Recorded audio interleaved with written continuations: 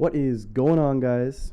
I am back with another video, and this video is all about the power of small wins and how you can use them to actually build passion for a subject that you may not be super passionate about, which is a very powerful thing because if you have passion for a subject, it can outstrip intelligence, it can outstrip any sort of gift that somebody might have. Somebody who's passionate is going to be able to push through all the difficult aspects and actually enjoy and find sustainability in doing the task that somebody else, even if they're really intelligent, might not be able to do sustainably. And therefore, if one of you is sustainable and one of you isn't, then the one who is sustainable and even enjoying, so like growing and becoming a more energetic person from doing that task, that person will always win.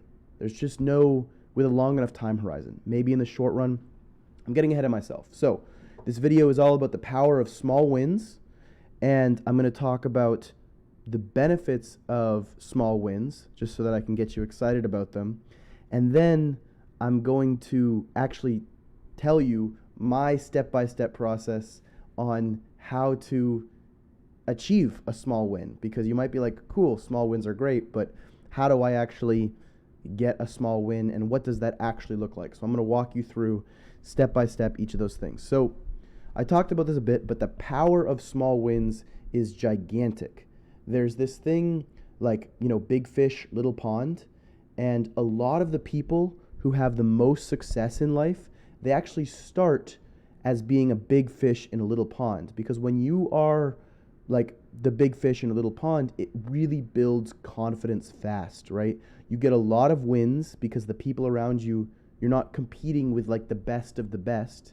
And so, you definitely want to eventually move to the bigger pond, but to start out and to build your confidence and to build your understanding, being a big fish in a little pond is very important. And a lot of people who are very successful in large ponds started out in a small pond where they could build their confidence. An example of this in real life is like hockey players. It's insane how many of the hockey players are born in January. And the reason that most professional hockey players are born in January, or at least like a really high percentage, and then February there's still a high percentage, March high percentage, but then it tapers off and there's like almost no one in like December, right?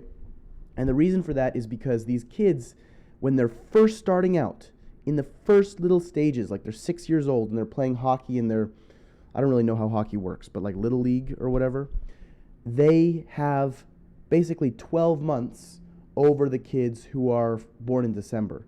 And so they are stronger, they are bigger, they are quite literally a bigger hockey player in a group of little hockey players. And so they are going to have more wins, they're going to get more field time, they're going to become more confident, and they're going to develop a greater passion for the sport.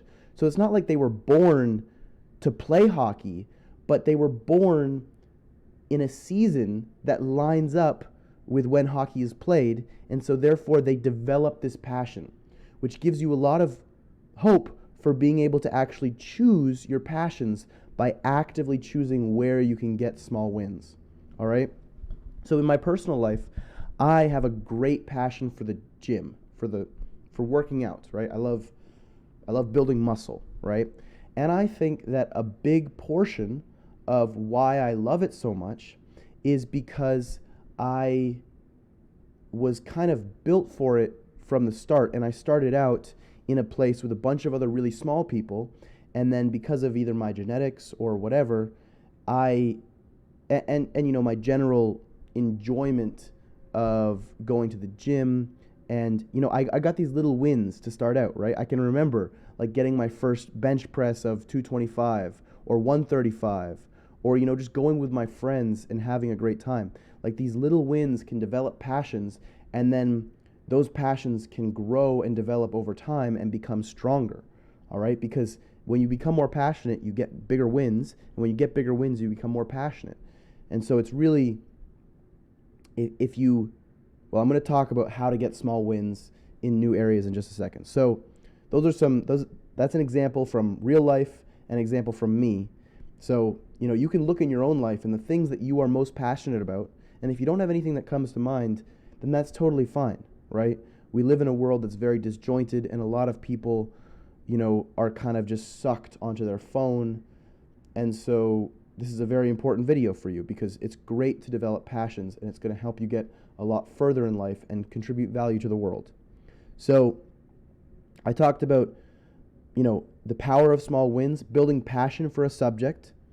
It can give you a sense of like completion and ability, right? So you get that feeling of like, okay, I did something and now it's done and I won, or I was successful, right? Which is kind of the same thing as winning.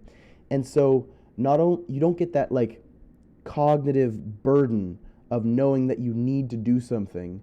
You actually get the cognitive lift of knowing that you did something and were successful, right? Which is a very, positive thing for your mentality, all right? And then that can also build confidence, right? So when you get a small win, you can build your confidence in that area, and that's going to allow you to have the belief that you can win again, right? Because belief is very important. And then one of the biggest things that comes from the power from small wins is building personal trust, right? Building the trust, which kind of goes back to that belief that you can actually do it, right? Because a lot of people, including myself, in a lot of areas don't trust themselves, right? But in some other areas, like I would really trust myself to, have a good time at the gym, right? Or just a couple minutes ago before I started this video, I spent about an hour and a half trying to sync my website that I was programming locally through GitHub to AWS. Now you don't need to know what any of that means, but essentially it's something that is kind of difficult for me, but I sat down and I just honestly used a lot of ChatGPT and Googling, right? Because I can't just, I could, but I don't want to just sit there and read documentation over and over again. And I got it working. And it makes me really energetic, and it makes me really happy, and I trust myself to be able to figure that out in the future. So maybe I don't just trust myself to do it, but I trust myself to be able to find a way to do it, to figure it out. All right, so that's the power of small wins. So hopefully now, if you're still watching, you're excited to try to achieve a small win. But then if I just end the video here, you're going to be like, well, what the frig? How do I actually get a small win? So how to get a small win that is meaningful, all right? So a small win, they come in a spectrum, and, if you want like a really small thing that's not going to have a lot of, sway over you, you can make your bed, right? That can lift your mind. It can give you that sense of completion, but you're missing out on that building a passion for a subject because, you might be more passionate about being a more clean person, which could be good over time, but it's not going to, revolutionize your life and the direction that you go in. So the first step that I came up with is pick an arena. All right. Now, what do I mean by pick an arena? It's kind of self-explanatory, but you want to pick what passion or what area you might want to go into, right? Now, this could be something that you're already kind of knowing of, or you could look up and just do something completely different, completely new. Or you could cognitively think, what passions do I want to develop, right? It could be programming. It could be the gym, right? Obviously, those two things are very much on my mind right now. It could be like rock climbing, which is kind of like the gym, right? It could be writing, right? It could be your schoolwork, right? Any of these things, pick an arena, all right? And then once you've picked an arena that you think is, has a lot of different things that you could do within it, I want you to pick a very clear goal. Now, this goal has to have like either a finish line.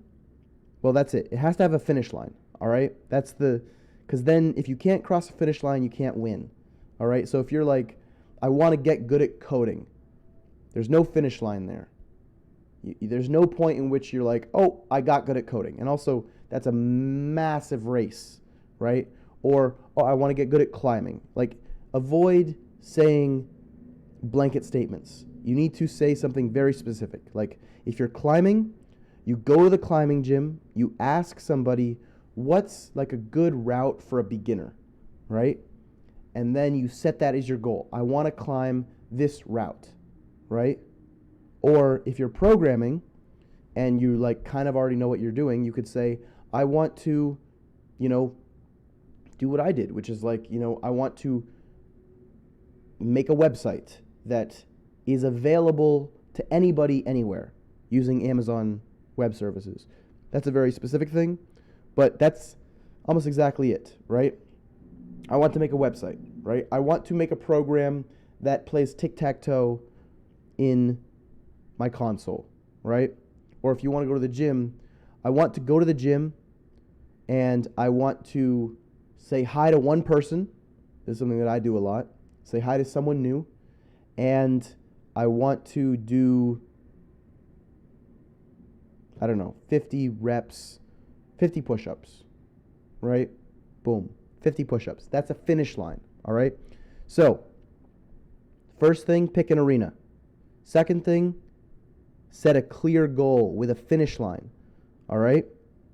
Now, the third thing and the most difficult aspect of this whole bloody mess is to do it.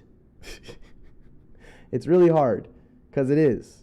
And it's going to make you want to go on Instagram on your phone. And it's going to make you, at least for me, right? It's going to make you want to watch a YouTube video that's about something random. It's going to make you want to eat a pile of chips. It's going to make you, maybe want to hit your nicotine if you vape nicotine, right? It's going to make you want to do everything but do the actual thing because you don't have passion yet and you don't trust yourself to be able to complete it, right? And these are all things that will come by completing it. So you're in this horrible kind of intermediary phase, all right? So what do?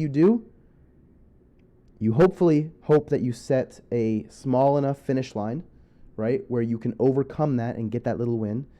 And if you really need it, you can set a timer, right?